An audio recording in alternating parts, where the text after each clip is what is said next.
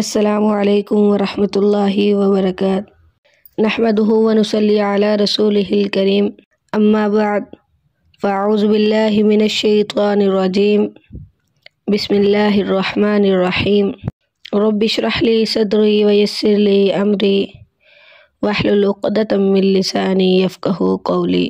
جی ہم نے کل قرآن مجید کا آغاز کیا تھا، تو اعوذ باللہ من الشیطان الرجیم اور بسم اللہ الرحمن الرحیم کا ترجمہ اور اس کی وضاحت پڑھی تھی، اور سورۃ فاتحہ کی شروع والی 2 آیات اس کا ترجمہ اور تفسیر آپ نے سنی تھی۔ اس کے ساتھ ساتھ ہم نے سورۃ فاتحہ کے کتنے نام ہیں، کون کون سے ہیں، ان کی وجہ تسمیہ، اس کے ساتھ ساتھ سورۃ الفاتحہ کی فضیلت یہ بھی سنی تھی۔ تو آج ہم اپنے اگلے سبق کا آغاز کرتے ہیں۔ میں دوبارہ سے سورۃ فاتحہ کے شروع سے ترجمہ پڑھ دوں۔ بسم اللہ الرحمن الرحیم۔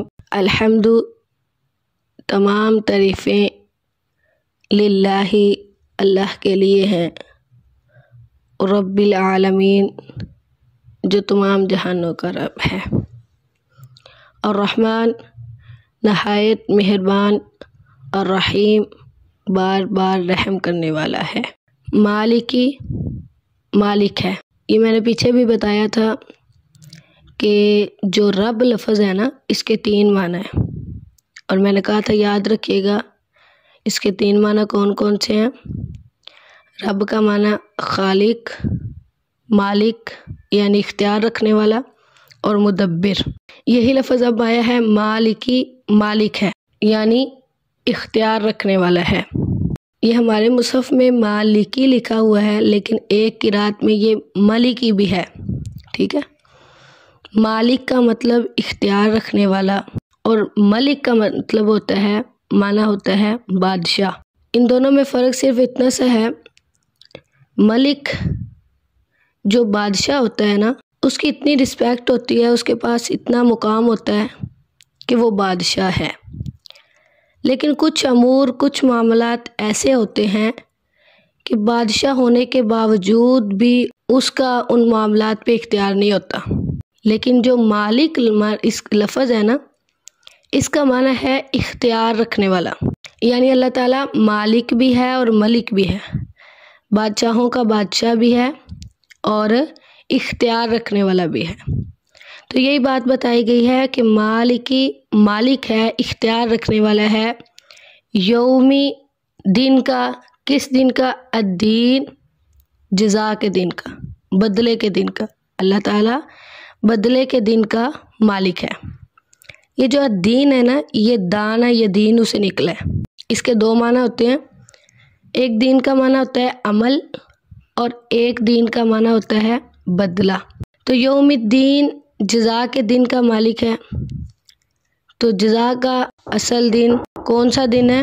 وہ دن قیامت کا دن۔ یوم الدین اس کا معنی جزا کے دن کا، تو اصل جزا کا دن جو ہے وہ قیامت کا دن ہے۔ تو قیامت والے دن عمل تو نہیں ہو سکتا، جزا و سزا والا معاملہ ضرور ہوگا، تو اس لیے یوم الدین یہاں پر الدین سے مراد بدلے کا دن ہے۔ اب سوال یہ پیدا ہوتا ہے، اللہ تو ویسے ہر دن کا ہی بادشاہ ہے، ہر دن کا ہی مالک ہے، اختیار رکھنے والا ہے، لیکن قیامت کے دن کو خاص کر کیوں کہا گیا ہے کہ اللہ تعالیٰ قیامت کے دن کا، بدلے کے دن کا مالک ہے؟